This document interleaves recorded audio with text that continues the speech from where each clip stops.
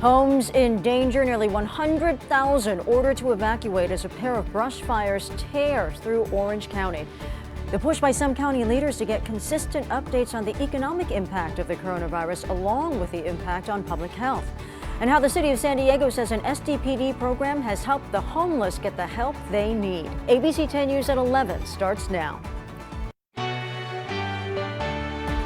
ABC 10 News at 11 starts now. Hello there. Thank you so much for joining us on this Tuesday. I'm Virginia Cha. I am joined remotely by my co-anchor Jim Patton, as well as 10 News meteorologist Megan Perry, and we're going to hear from them in just a moment. But first, we want to start with this, the developing story just to the north of San Diego. There's two fires burning in the Irvine and the Yorba Linda areas of Orange County, the Silverado and Blue Ridge fires, respectively. Both exploded in size after igniting yesterday with the help of strong Santa Ana winds, and it prompted evacuation orders affecting tens of thousands of people.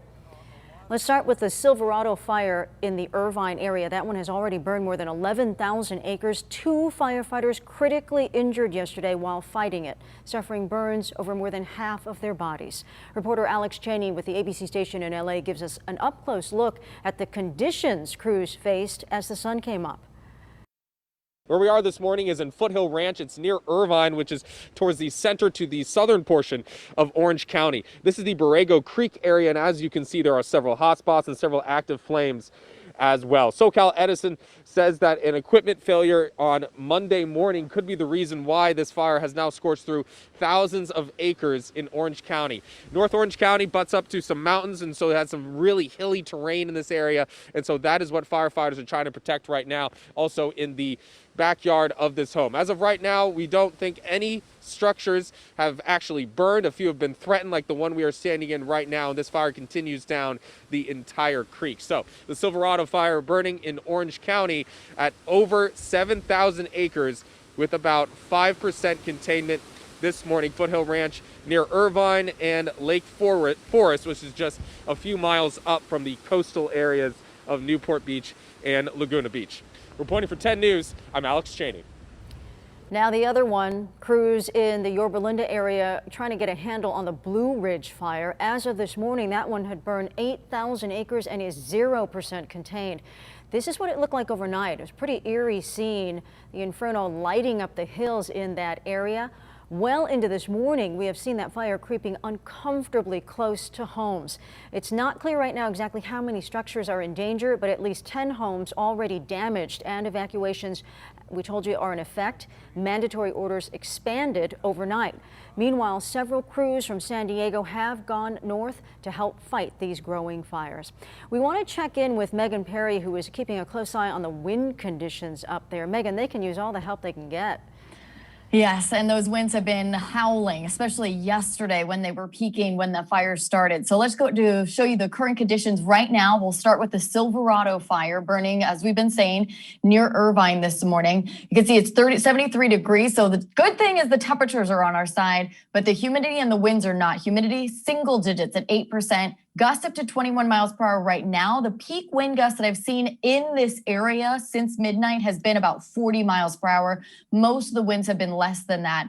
And near the Blue Ridge fire, also temperatures on our side. Humidity, though, very, very dry. Gusts up to about 23 miles per hour. The peak wind gust that we've been seeing in this neck of the woods since midnight today, up to about 50 miles per hour. However, some of the winds that we saw yesterday when the fire really started, both those fires really blew up, were in excess of 80, even close to 90 miles per hour. I'm going to be pinpointing the calmer conditions and warmer weather headed our way in your full forecast.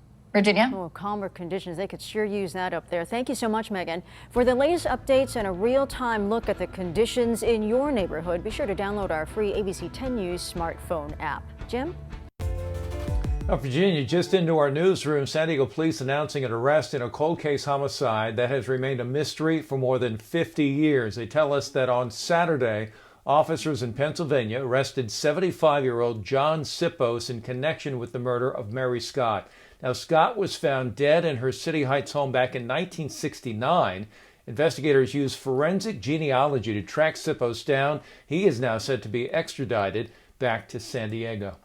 Well, San Diego Unified Schools will be giving an update on the next steps of their reopening plan. They could lay out phase 2 today, which would allow more students back for in-person learning.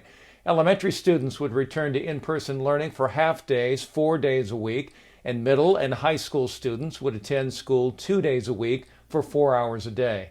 And there will be a protest later this afternoon at 4 by parents who want schools open. And then the school board meeting is going to happen at 5. The media press conference happening at noon today. Well, businesses are once again waiting to hear if San Diego County will move to that purple tier. State Department of Health is expected to give an update on the standings later today. If our adjusted case rate is above 7 per 100,000 residents for 2 weeks, then San Diego County will go into that most restrictive purple tier, meaning restaurants, bars, churches will have to move back completely indoors. Retail stores would have to lower capacity, and museums, zoos, aquariums would all have to go outside, as would gyms once again.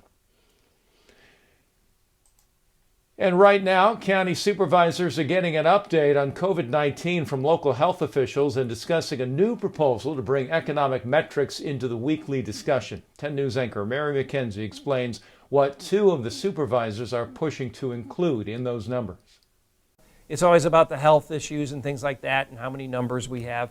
What I also asked is now can we start including the economics? County Supervisor Jim Desmond, in his update Monday, talked about his proposal along with Supervisor Kristen Gaspar to add economic metrics and mental health impacts into the equation when the county updates where we stand each week. How many people are out of work? How much lost wages there's been? What's the economic impact on San Diego County? The fact that Legoland and places like that, and churches can't open up, and outdoor events and street fairs, theme parks and live sporting events. This was made as a recommendation to get more economic numbers with these regular updates. It passed unanimously, with Supervisor Desmond continuing to stress the need for additional reopenings.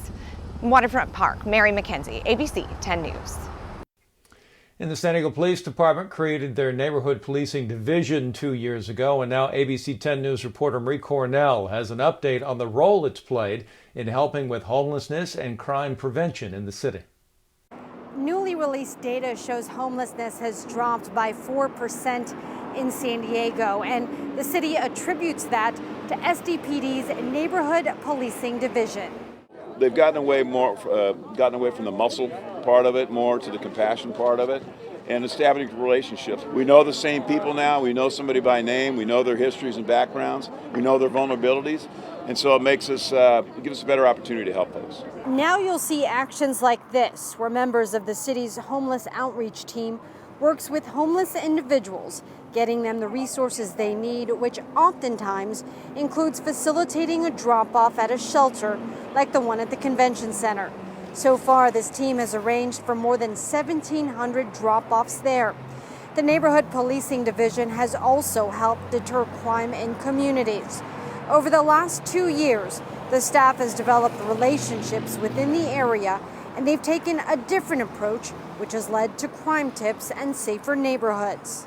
Concerns come to the Neighborhood Policing Division, a lot of times through the Get It Done app. It's to show that the San Diego Police Department, specifically our Neighborhood Policing Division, is here with really a compassionate approach to address community concerns.